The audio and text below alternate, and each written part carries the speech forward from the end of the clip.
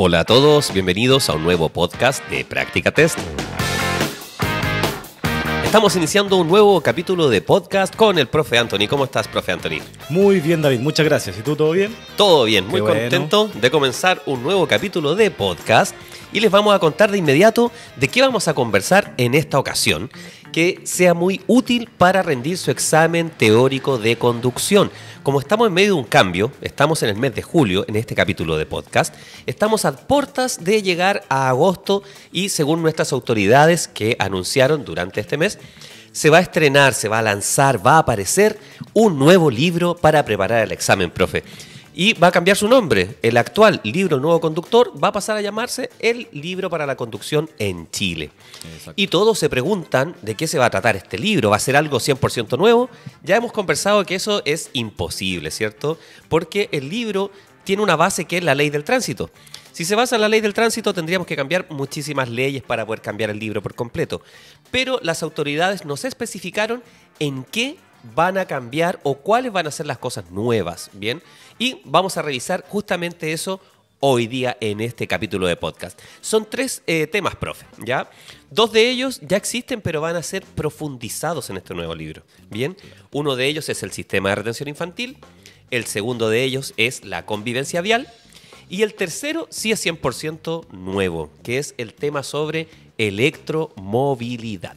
¿De acuerdo? Así que vamos a comenzar a revisar. No lo olviden, preparando el nuevo examen teórico de conducción para profundizar en sistema de retención infantil, convivencia vial y electromovilidad. ¿Vamos a lo primero, profe? Sí. Lo primero es el sistema de retención infantil. Ya existe una ley, nosotros la estudiamos en el libro Nuevo Conductor, pero ahora se está hablando en Chile, ¿ya? Respecto a la infancia segura. Ese es el concepto que se está utilizando y probablemente aparezca luego en el libro en agosto, ¿cierto? Claro. ¿Sabías tú que en Chile la mayoría una de las principales causas de muerte de niños de 1 a 14 años son los siniestros viales? O sea, los accidentes de auto. Claro. ¿Ya? Es una de las principales causas externas. Ya estamos hablando de no enfermedades en el fondo. Profe, cuéntanos algo muy importante. Mira, en los menores de 12 años, ¿cierto? En siniestros viales, la mayoría, ¿dónde fallecen más niños? Tristemente, esto es súper, súper delicado. No sé, en la vía pública, en sistema de transporte público o en los vehículos particulares. Bueno, dice que la mayoría de los víctimas de siniestros viales, los niños menores de 12 años, son como pasajeros, ¿ya? Y de vehículos particulares. O sea que mueren más niños en los autos de las familias que en las micros, por ejemplo, los microbuses. Claro, o sea, nosotros podríamos pensar que podrían morir más niños, no sé, atropellados, en este tipo de siniestro, pero al ejemplo. final mueren más en calidad de pasajeros y en vehículos particulares o en el auto de la casa. O sea, más allá de nuestra percepción, los niños corren más riesgo dentro del vehículo, de la familia, ya pensémoslo de esa manera, que en un microbús o como peatones, ¿cierto? Debido Claro. a la cantidad de muertes. Claro, exactamente. El 81% dice de los Mira. niños fallecidos son en calidad de pasajeros y en vehículos particulares. Eso significa que tenemos que poner una especial atención en ello, ¿cierto? Claro, por eso que cobra mucha importancia acá cómo transporto yo al niño en el auto. Mira, Ya eso es súper importante, un desafío, cómo yo puedo transportar a mi hijo, hija, bebé, en mi vehículo. y todo esto se empezó a hablar en Chile en el año 2016. A partir de marzo del 2016, claro. ¿Qué es lo que ocurrió en 2016? Que esto sirve para el examen teórico de conducción actual y para el nuevo también, ¿cierto? Claro. ¿Qué es lo que pasó en 2016, profe? Cuéntenos. En 2016 apareció esta nueva ley, un refuerzo de la ley que llamamos nosotros, esta Ajá. leyes complementarias, que hizo obligatorio, obviamente, algunas cosas. ¿Qué como cosa? por ejemplo, que los menores de 12 años deben ir siempre sentados en el asiento trasero del vehículo. Mira, los menores de 12. Y Sí. eso sirve para el examen actualmente y para el futuro también, Claro, porque eso no ha cambiado. Cambió en Claro. 2016, recién apareció. Exacto, más que nada porque ahora como los vehículos ya del 2016 en adelante la mayoría tiene airbag y el airbag, por ejemplo, no está diseñado para niños. Es Por peligroso ejemplo, para los niños. Un airbag que le explote en la cara al niño puede tener Es muy grave. lesiones súper graves. Entonces, por eso más que nada los niños menores de 12 años tienen que ir siempre sentados en el asiento trasero, con la excepción de vehículos pick-up. Mira, eso es importante cuando nos preguntan, profe, ¿tienen alguna clave para que me vaya bien en el examen? Nosotros decimos siempre, la clave es aprovechar todos los recursos que tengas disponibles, ¿cierto? Por eso Práctica Test tenemos desde podcast hasta audiolibros, etcétera, ¿ya? Pero una clave importante es relacionar. darle sentido a la información que estamos estudiando, relacionándola con el mundo real. Y aquí el profe nos da una luz súper buena. Esta relación de por qué los menores de 12 años deben ir en el asiento trasero es porque la mayoría de los vehículos actuales tienen airbag. Y el airbag es peligroso para los niños, ¿cierto? Claro, los airbags frontales que van justo en los asientos delanteros. Mira Ya, qué entonces, interesante. Eso pasó el 2016. Y luego el 2017, ¿qué ocurrió? En 2017 ya se dijo que los niños hasta cumplir 9 años o 8 años inclusive, como Sí, llamamos, sí. se nombra mucho también, o una estatura de 135 centímetros y 33 kilogramos de peso, deben ir en un sistema de retención infantil apropiado según su edad, peso y talla. En el espacio trasero del vehículo, en el asiento sí, trasero. siempre hablando del asiento trasero. O sea, eso también sirve para el examen actual y si es que existieran preguntas nuevas desde agosto o el nuevo libro, va a continuar siendo lo mismo, a menos que cambiara la ley, lo Claro, que y la no se ley está tramitando. no va a ¿no? cambiar. Ni siquiera se está discutiendo en julio de 2024, ¿cierto? Entonces tenemos dos hitos. 2016 salió la nueva ley que prohibía que fueran mayores de 12 años en el asiento delantero. Y en 2017 la obligatoriedad de uso de sistema de retención infantil, ¿cierto? En el asiento Exacto. trasero. Entonces, profe, ¿qué podemos decir respecto a si esto ha servido o no? ¿Ya? Contarle a la gente, desde el año 2015 que no estaba la ley, justo el año anterior a la ley, hasta el 2023, ya que es el año que se cierra con estadísticas, y lo estamos analizando ahora en 2024, ¿qué ocurrió en esos años? ¿Realmente fue útil esta normativa? ¿Sirve obligar a las personas a hacer algo para cuidar a sus hijos? ¿O no sirvió? ¿Disminuyeron o no disminuyeron los siniestros y las muertes? Sí, en niños sí, desde el 2015 en adelante sí han disminuido. En un ¿Cuánto? En un 32%. 32% de Claro, disminución 32%. desde el nacimiento de la ley del sistema de retención infantil hasta nuestros días, ¿cierto? Hasta nuestros días, claro. Los primeros años tuvo una baja bien sustancial y ahora último ha subido un poquito, pero sigue siendo una disminución. Una disminución en un 32%. Entonces podemos decir que esta ley sí sirvió. Sí sirvió, Sí sirvió y probablemente le salvó la vida a muchos niños. Y también es importante que lo aprendamos porque aparte que está en el libro Nuevo Conductor, probablemente este porcentaje de disminución de 32% aparezca luego en el libro para la conducción en Chile. Y eso significaría aprender esta cifra para el nuevo examen, ¿cierto? Exacto. Profe, y mira, nosotros actualmente cuando estudiamos el libro Nuevo Conductor decimos que el cinturón de seguridad utilizado en complemento con el airbag puede reducir hasta en un 20% las probabilidades de sufrir lesiones mortales. Exacto. ¿Qué podemos decir respecto a los sistemas de retención infantil? Bueno, según la OMS o la Organización Mundial de Salud, los sistemas de retención infantil correctamente instalados, obviamente, pueden reducir entre un 50 y un 80% las lesiones mortales y graves de bebés y niños ante un siniestro vial. O sea, tenemos otro dato, y esto es de la Organización Mundial de la Salud, que es fuente del libro para la conducción en Chile también, como lo es para el libro Nuevo Conductor, ¿cierto? Claro. Entre un 50 y un 80% se puede reducir las lesiones mortales o graves en niños cuando utilizan un sistema de retención infantil bien elegido, ¿cierto? Obvio. Para su peso y su estatura, bien instalado en el vehículo también. Claro, que sea compatible con el vehículo, con los sistemas de anclaje y todo esto. Como por ejemplo, profe, ¿cómo es eso que sea compatible? O sea, si yo tengo un auto X, ¿no puedo comprar una silla X nomás? Claro, porque por ejemplo yo puedo comprar una silla, a lo mejor una de las más caras, que viene con un sistema Isofit o Latch, ¿no es Ya. cierto? Y resulta que si mi auto no tiene ese sistema, No me sirve. No me sirve. ¿Ya? O tendría todo que lo utilizarlo contrario. con cinturón de seguridad Solamente con y el cinturón. pierdo esa ventaja O sea, que tiene la silla. Claro, y la inversión quizás va a ser mayor y para nada al final. Y o lo contrario, que mi vehículo sí tenga estos sistemas de instalación y yo compro una silla que quizás no los tenga. Tengo que ver primero eso. Perfecto, profe.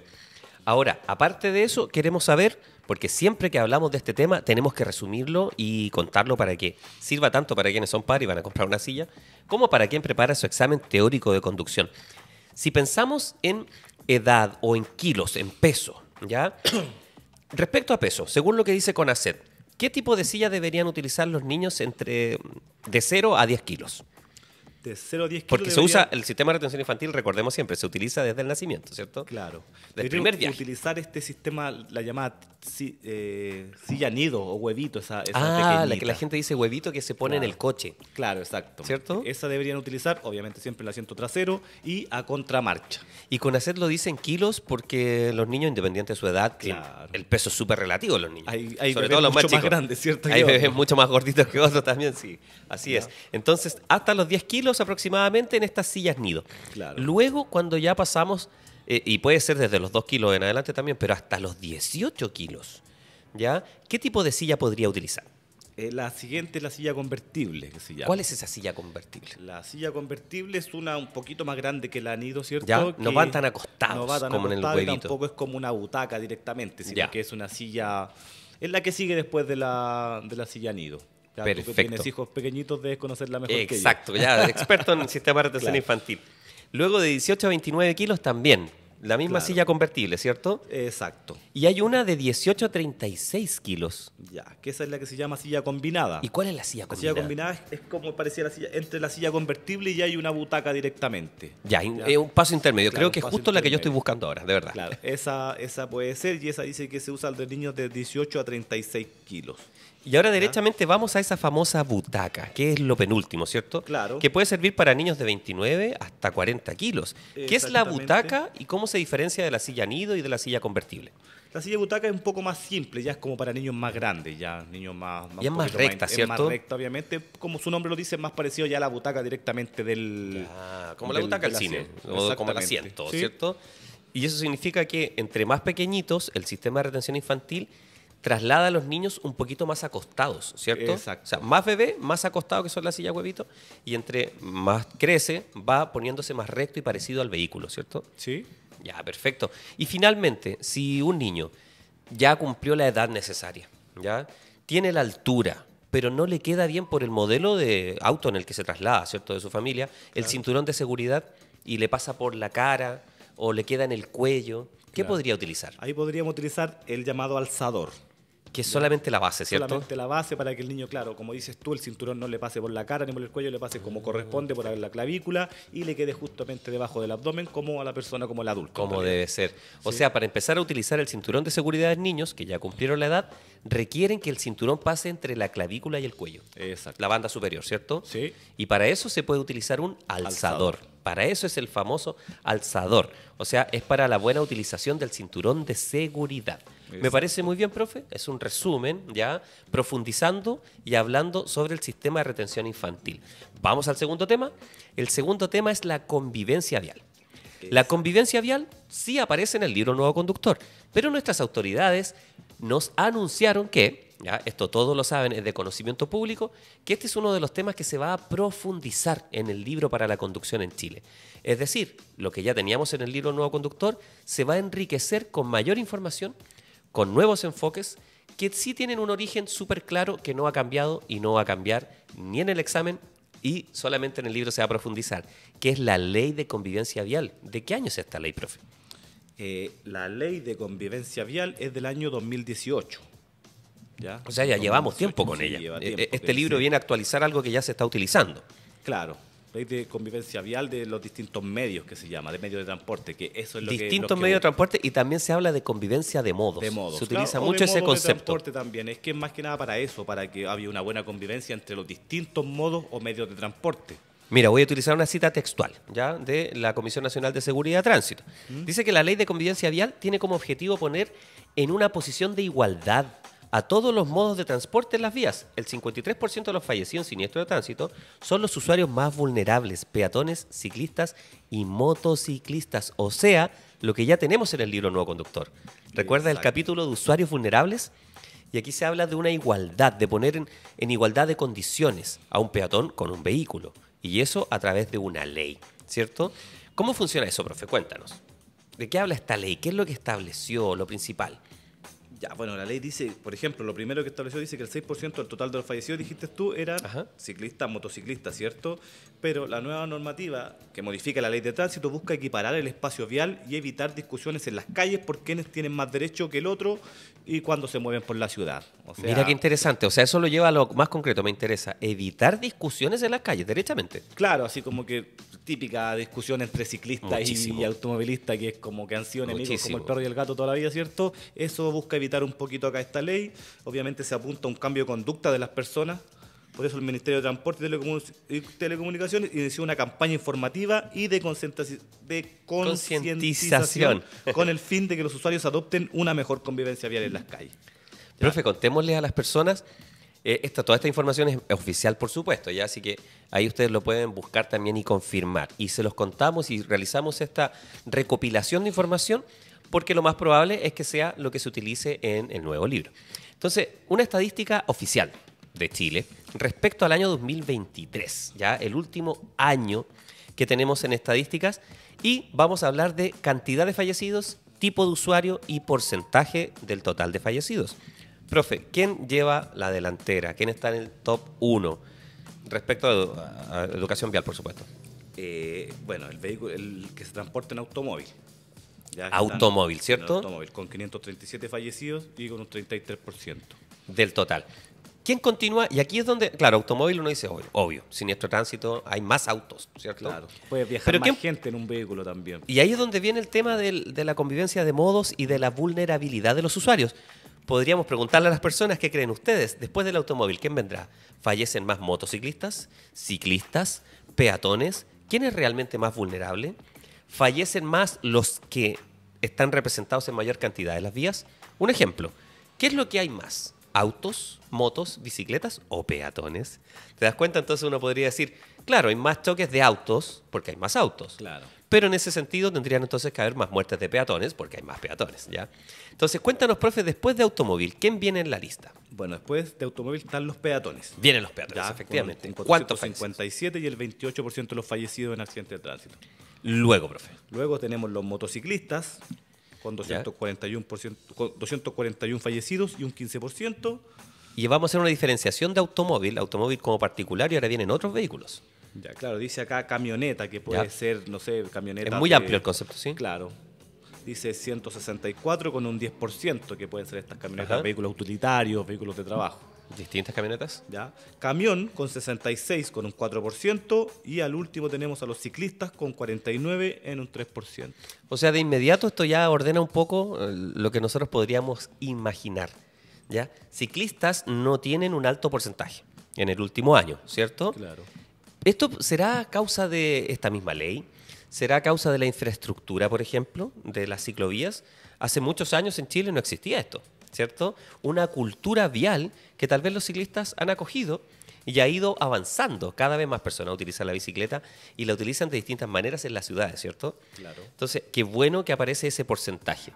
Ahora, eso no quita el que nosotros tengamos que estar atentos como conductores. O sea, Ahora, no dejan de ser vulnerables los ciclistas en este caso, no dejan de ser usuarios vulnerables. Bueno, se ha hablado mucho el tema del espacio del ciclista, de que hay que estar atento, que el ciclista es más vulnerable que el automovilista, entonces yo creo que eso ha servido mucho para esta...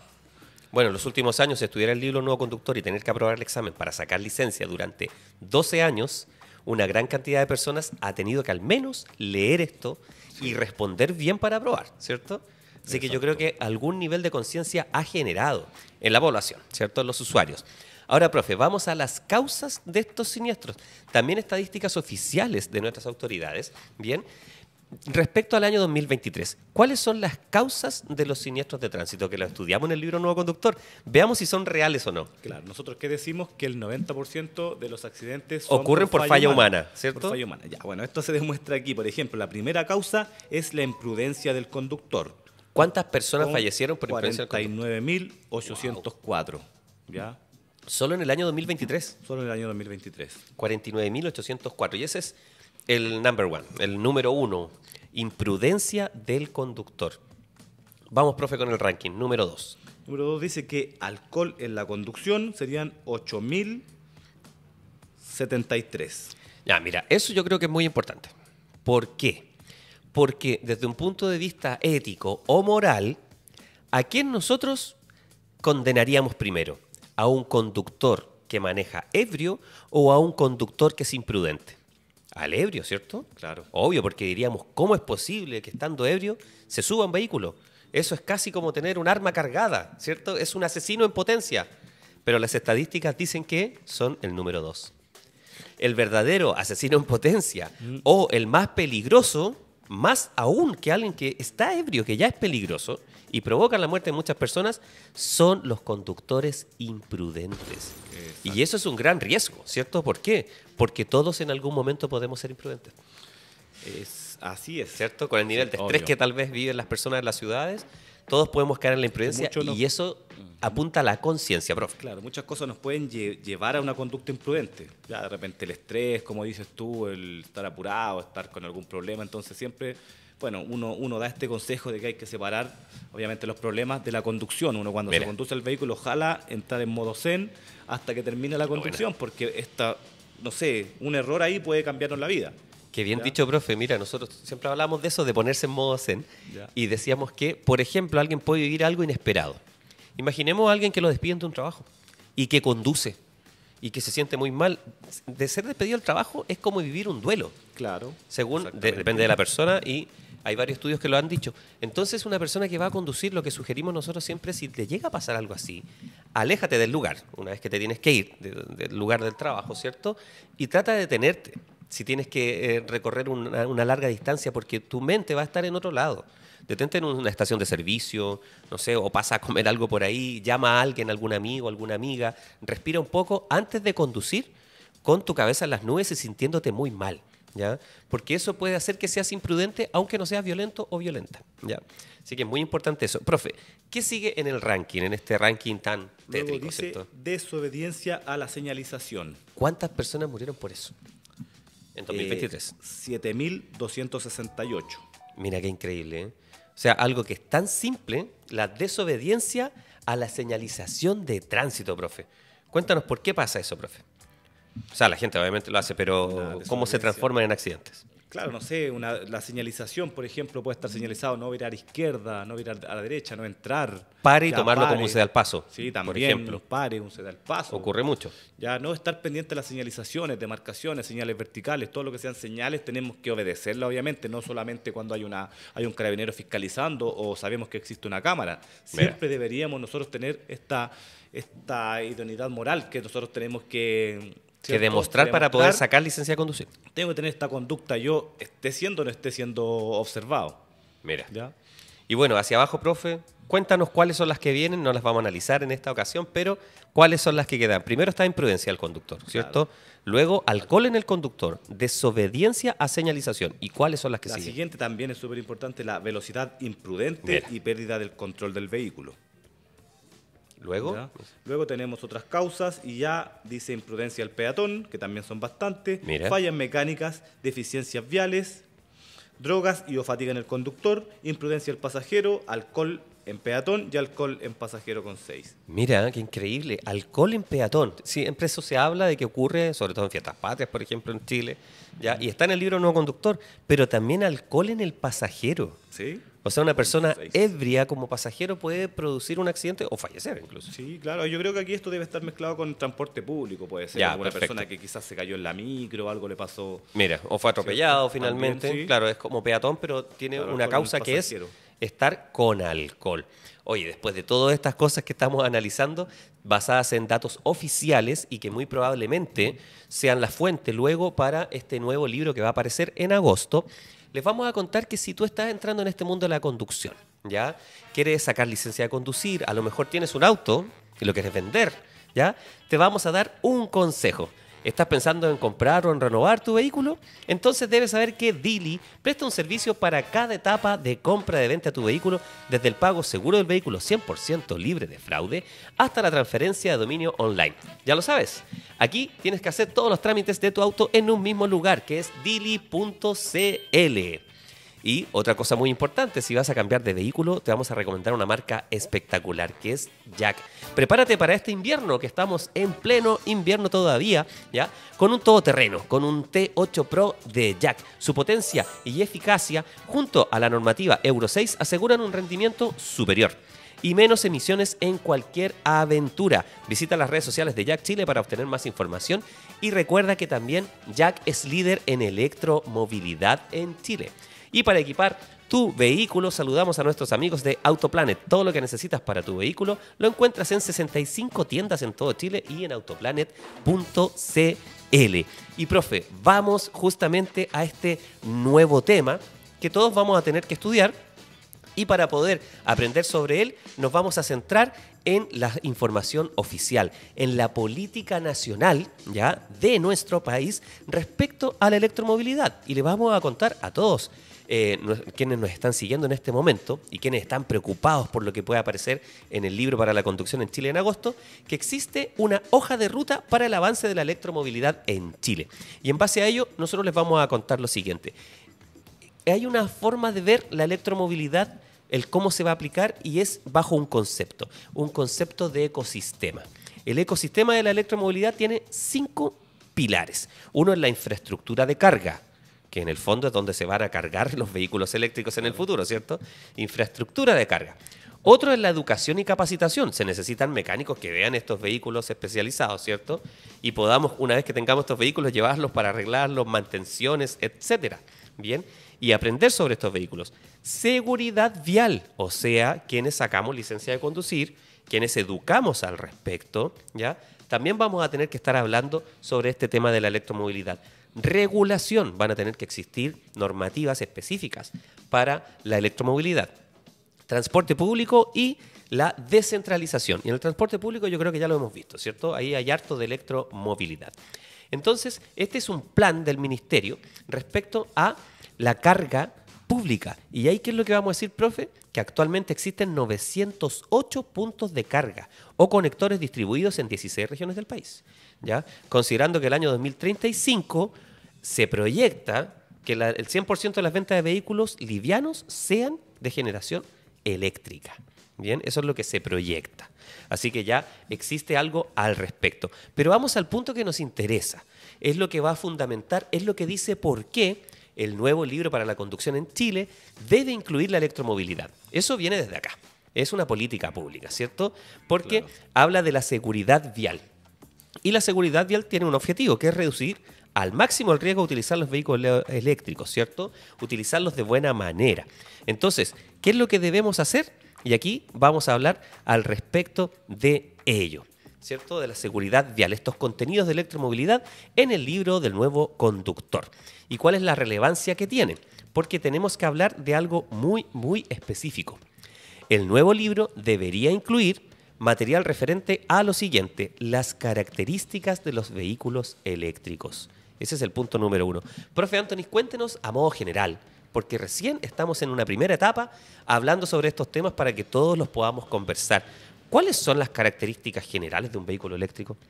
Bueno, un vehículo eléctrico, o sea, un auto eléctrico, cualquier otro vehículo eléctrico similar, la diferencia es que utilizan electricidad y un motor eléctrico como principal fuente de propulsión. O sea, se mueven a través de la electricidad. Tienen, obviamente, un motor eléctrico y baterías eléctricas. Eso significa que no hay estanque como el estanque de benzina en un auto convencional, ¿cierto? Claro, no como un motor de combustión. Ya no utiliza un combustible fósil en este caso. Solamente se mueve a través de electricidad. ¿Ya? Se me ocurrió una pregunta muy loca, profe. Nosotros decimos que el vehículo, cuando uno lo carga de combustible, pesa más, ¿cierto? Sí. Si un auto pesa más, gasta más, ¿cierto? Sí. Y los vehículos eléctricos, cuando se carguen, pesarán más. No creo, porque el celular cuando lo cargamos no pesa más. No o sea que no va a estar ese problema respecto a la fuerza que tiene el vehículo y la carga, como exacto, cuando tiene un estanque lleno. Mira qué interesante. Ahí ya tenemos una gran diferencia. Sí. De un vehículo convencional. Mira qué interesante. Eso es una generalidad. Otra, respecto a estas características generales, profe. Yo cuando voy en un vehículo, en Chile decimos bencinero, ¿cierto? Naftero, dicen nuestros vecinos. Voy a una estación de servicio, puedo estar unos cuantos minutos y llenar el estanque. ¿Con claro, un vehículo eléctrico es similar? No será similar. O sea, esto va a depender igual del vehículo eléctrico, de la tecnología del vehículo eléctrico, ¿ya? Y obviamente del centro de carga.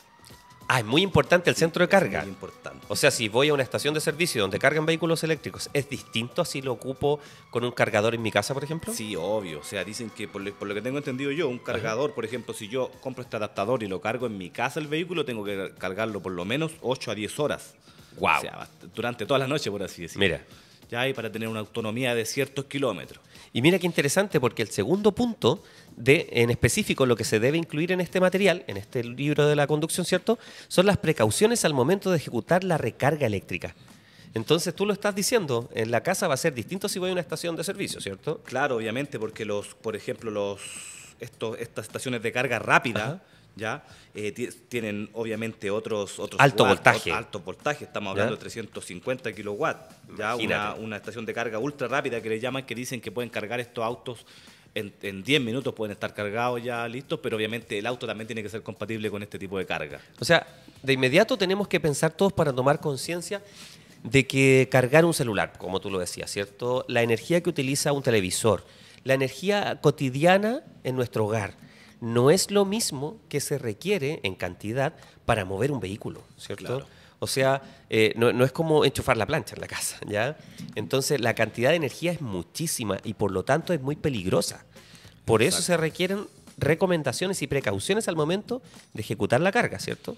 Exactamente, claro, no, puede ser ese voltaje que tienen ese tipo de centros de carga, por así decirlo, es mucho más alto. No, y se necesita que esto se masifique en la población, porque imagínate, tal vez no todos tienen un vehículo eléctrico, pero a lo mejor en 5 años más sí.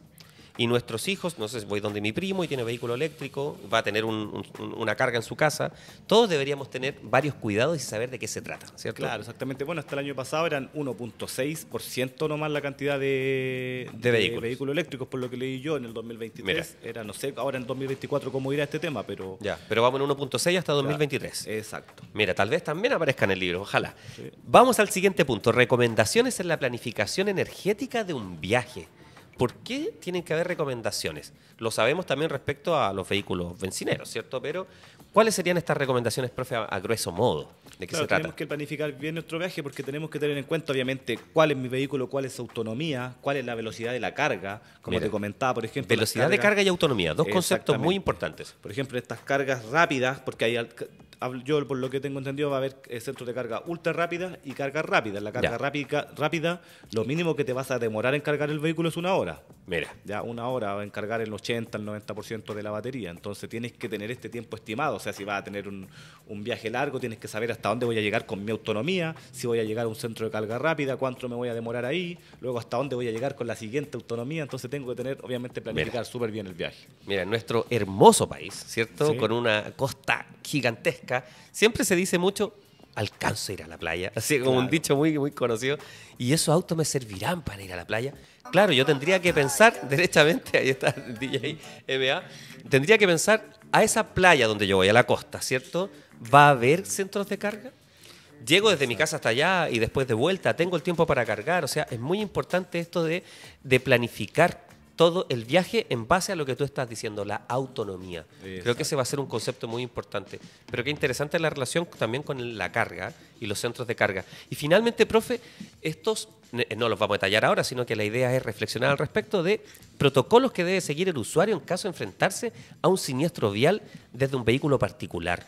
Porque no va a ser lo mismo los siniestros que son con vehículos bencineros que llevan cierto tipo de energía que los siniestros con vehículos eléctricos, profe, ¿cierto? Exacto, o sea, ya tenemos nosotros claro cuáles son los protocolos después de un siniestro, aparte de la responsabilidad que tenemos como conductor de detenernos, obviamente de prestar la ayuda correspondiente, de dar aviso a la autoridad. El riesgo de incendio, por El ejemplo. riesgo de incendio, por ejemplo, sabemos que tenemos que detener los motores de los vehículos, encender las luces. Quizá acá con vehículos eléctricos van a haber otros protocolos adicionales. O imagínate, ocurriera, que no queremos que pase, por supuesto, pero probablemente va a ocurrir en el futuro cuando haya muchos vehículos, accidentes graves, Ya. siniestros complicados, que cuando son los vehículos como los que conocemos ahora, bencineros, puede haber benzina derramada, combustible.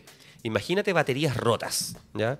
Elementos que ya se ha conversado mucho, llevan litio, estas aleaciones a base de tierras extrañas, o sea, pueden ser elementos químicos muy nocivos para la salud. Claro, exactamente. ¿Ya?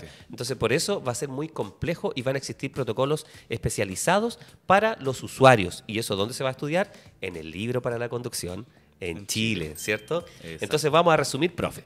En específico, se incluirá material referente a las características de los vehículos eléctricos, precauciones al momento de ejecutar la recarga eléctrica, recomendaciones en la planificación energética de un viaje, protocolos que debe seguir el usuario en caso de enfrentarse a un siniestro vial desde un vehículo particular. Con eso ya tenemos un primer paso, una entrada al mundo de la electromovilidad, que es lo nuevo que va a venir en el libro para la conducción en Chile en el mes de agosto. Así que esperamos que esto haya servido, esta conversación, este podcast de transición, ¿ya? para llegar al estreno de este libro que estamos esperando con tantas ansias y por mientras todos pueden preparar sus exámenes teóricos de conducción con todas las certezas que hemos entregado. Ya no lo olviden, 50 kilómetros máximo en zona urbana, Claro. 30 en zonas de colegio, ¿cierto? Eso no va a cambiar. Claro, llamar a la tranquilidad de las personas, que Exacto. al final no... Si se agrega algo, lo tendríamos que estudiar cuando corresponda. Y cuando lo estudiemos vamos a generar nuevamente todos los medios para que todas las personas puedan estudiar de la mejor forma en su propio estilo de aprendizaje. Porque la idea de Práctica Test es esa, generar contenido de calidad, poder enseñar para generar aprendizajes significativos, pero no que ustedes se adapten a lo que nosotros estamos haciendo, sino que existan muchas oportunidades de aprendizajes entregadas gracias a toda la tecnología y al equipo, por supuesto, que está detrás de Práctica Test, que es el corazón de todo esto, profe. Exacto. Así que será hasta el próximo podcast de Práctica Test. Nos vemos, profe. Nos vemos, que estés bien, David.